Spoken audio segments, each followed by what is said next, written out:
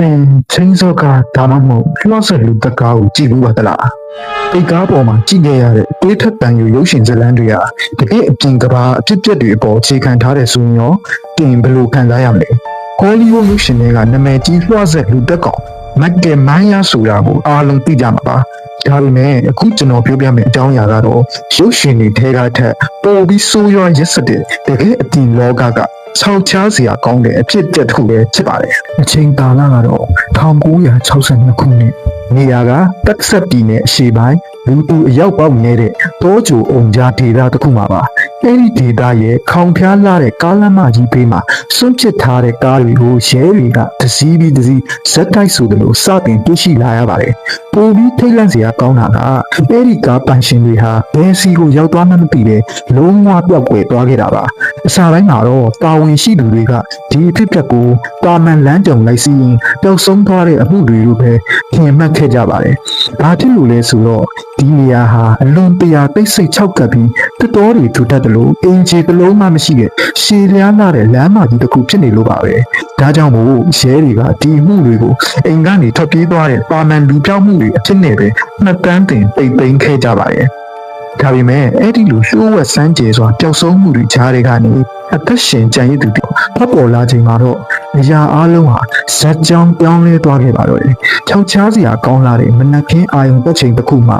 အသက်19နှစ်အရွယ်ကောလိပ်ကျောင်းသူလေးတစ်ယောက်ဟာအဲ့ဒီအဝေးပြေးလမ်းမကြီးပေါ်မှာခြေပလာနဲ့လမ်းလျှောက်လာတာကိုတွေ့လိုက်ရပါတယ်။သူမရဲ့တကိုယ်လုံးမှာလည်းသူမရဲ့တွေးတွေမဟုတ်တဲ့အခြားသူတွေရဲ့တွေးကြောက်တွေတေချမ်းနေခဲ့ပါတယ်။သူမရဲ့မျက်လုံးတွေထဲမှာတော့အလွန်တရာကြောက်မက်ဖွယ်ကောင်းတဲ့အရာတစ်ခုကိုမြင်တွေ့ခဲ့ရတဲ့အမှုရာတွေအထင်သာပေါ်လွင်နေခဲ့ပါတယ်။သူမကရဲတွေကိုထိတ်လန့်တုန်လှုပ်ဖွယ်ရာထွက်ဆိုချက်တစ်ခုကိုပေးခဲ့ပါတယ်။အဲ့ဒါကတော့တရိษံတွေတက်ဖြတ်တဲ့တားသိပ်ရုံဟောင်းကြီးတစ်ခုရဲ့အနောက်ဘက်မှာပုံကွယ်နေတဲ့လေတော်အိမ်လေးတစ်လုံးအကြောင်းဖြစ်ပါတယ်။အဲ့ဒီအိမ်မှာလူထွားကြီးတစ်ယောက်ကသူမကိုတစ်ခုတ်လွှားဆက်ကြီးချင်းစောကြီးကိုကန်ပြီးရက်ဆက်ဆက်လိုက်လံတိုက်ခိုက်ခဲ့တယ်လို့ဆိုပါတယ်။အဲ့ဒီထွက်ဆိုချက်ကြောင့်ရဲတွေကချက်ချင်းပဲအဲ့ဒီနေရာကိုစုံစမ်းထောက်လှမ်းခဲ့ရမှာဂရင်းချာလို့ခေါ်တဲ့မိသားစုပိုင်ဆိုင်တဲ့ခြံဝင်းကြီးတစ်ခုရှိခဲ့ပါတယ်။ဒီမိသားစုအကြောင်းကိုပဝန်းကျင်ကလူတွေသိထားကြတော့သူတို့ဟာဘဒူးနဲ့မှရောနှောဆက်ဆံခြင်းမရှိတဲ့တီးတန့်နေထိုင်တတ်တဲ့ကျွဲတွေနွားတွေမွေးတဲ့မွေးမြူရေးသမားတွေဖြစ်တယ်ဆိုတာပါပဲဖခင်ချစ်သူဟာအရင်ကအသားထုတ်လုပ်တဲ့စက်ရုံတစ်ခုမှာအလုပ်လုပ်ခဲ့ပြီးမဲ့စက်ရုံမှာလူတွေနေတဲ့နေရာကိုစက်ပစ္စည်းတွေနဲ့အစားထိုးလိုက်တဲ့အခါမှာတော့အလုပ်ပြုတ်သွားခဲ့ပါတယ်အဲဒီနောက်ပိုင်းဒေသတွင်းကတားတဲ့ရုံတွေအကုန်လုံးပိတ်သိမ်းသွားခဲ့ပြီးတဲ့နောက်မှာတော့ဒီမိသားစုဟာပြင်ပလောကကြီးနဲ့အဆက်အသွယ်လုံးဝဖြတ်တောက်ပြီးအမှောင်တူထဲမှာပုံအောင်နေထိုင်ခဲ့ကြပါတော့တယ်ရဲတွေကရှားပွေကွေ့ဝရမ်းတဲ့သူအဲ့ဒီအိမ်ကိုရောက်သွားခဲ့တဲ့အခါမှာတော့သူတို့ကိုကြိုးစိုးနေတာကအကြတန်အောင်ကြားရလောက်အောင်တိတ်ဆိတ်နေတဲ့ခြောက်ချားစရာအမွေးသက်တွေပါပဲပထမဆုံးအနေနဲ့သူတို့ဟာခြံဝင်းထဲကတားတဲ့ရုံဟောင်းကြီးတွေကိုဝင်ရောက်ရှာဖွေခဲ့ကြပါတယ်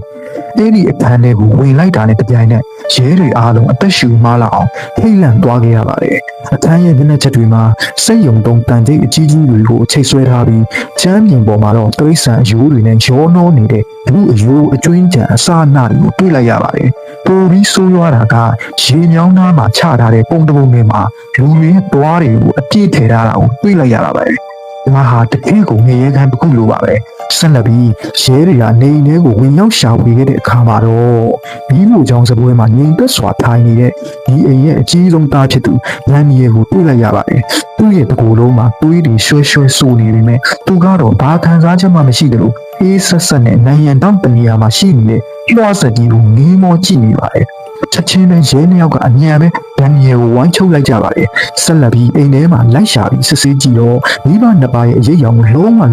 တွေ့ရပါဘူးရဲတွေထပ်မံလိုက်ရှာကြရာတစ်သားအပိုင်းတွေကိုတန်နဲ့ရိုက်ပြီးတေးသေးချာချာပိတ်ထားတဲ့အခန်းတစ်ခန်းကိုတွေ့ရှိခဲ့ရပါတယ်အဲဒီအခန်းကိုဖွင့်လိုက်တဲ့အခါမှာတော့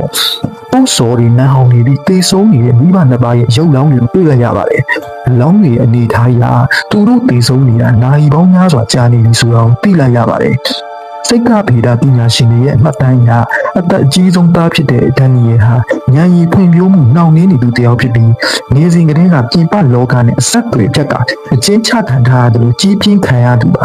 ါဖခင်ဖြစ်သူရဲ့နှစ်ပေါင်းများစွာကြာရှည်လာတဲ့ရိုက်နှက်နှိမ့်ဆက်မှုတွေနဲ့အစွန်းရောက်လွန်းတဲ့ချုပ်ချယ်မှုတွေကသူ့ရဲ့စိတ်ပိုင်းဆိုင်ရာကိုလုံးဝဖျက်ဆီးပစ်လိုက်ပြီးခြောက်ချားစရာကောင်းတဲ့လူသက်ကောင်တစ်ယောက်အဖြစ်ပြောင်းလဲသွားစေခဲ့တာပါစုံတောက်တွေရဲ့ကောက်ချက်ချမှုအရ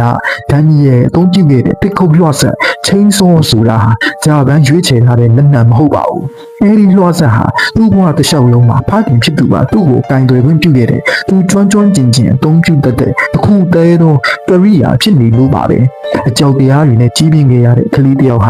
နောက်ဆုံးမှာတော့အဲဒီလက်နက်နဲ့ပဲသူ့ရဲ့မိဘဖြစ်သူတွေကိုရောအပြစ်မဲ့တဲ့ခီးသွားတွေကိုပါရက်ဆက်ဆက်အဆုံးစီရင်ခဲ့တာဖြစ်ပါတယ်ဒီကိစ္စကမပြီးသေးပါဘူးပြဿနာရဲတွေအငိုင်းမှာဒန်နီယယ်ကသူ့ကိုစောင့်ကြည့်နေတဲ့ရဲနှစ်ယောက်ကိုတိုက်ခိုက်ပြီးအနီးနားကလမ်းမကြီးရဲ့တစ်ဖက်ခြမ်းကတိုးတဲ့ကိုထွက်ပြေးသွားခဲ့ပါတယ်ရဲတွေကချက်ချင်းလိုက်လံဖမ်းဆီးပြီးနဲ့ဒန်နီယယ်တယောက်လွတ်ထွက်သွားခဲ့ပါတယ်ဒီလိုနဲ့ရဲတွေကတိုးတဲ့ဒလက်ဆက်လိုက်လံဖမ်းဆီးဖို့ပြေးလာခဲ့ကြပါတယ်ညမောင်လေးမှာဒီတော့ဟာလုံးဝအသက်မဲ့နေတယ်လို့ပိတ်ဆိတ်နေခဲ့ပါတယ်လေတိုက်တန်တွေကတရွတ်တွေကိုတစ်ခါခါလှုပ်ခတ်နေပြီးတောတနေရာကတစ်ပင်ချားတွေကလွှားဆက်တစ်ခုလဲနေတယ်လို့ထူးဆန်းတဲ့အတန်ကိုကြားလိုက်ရပါတယ်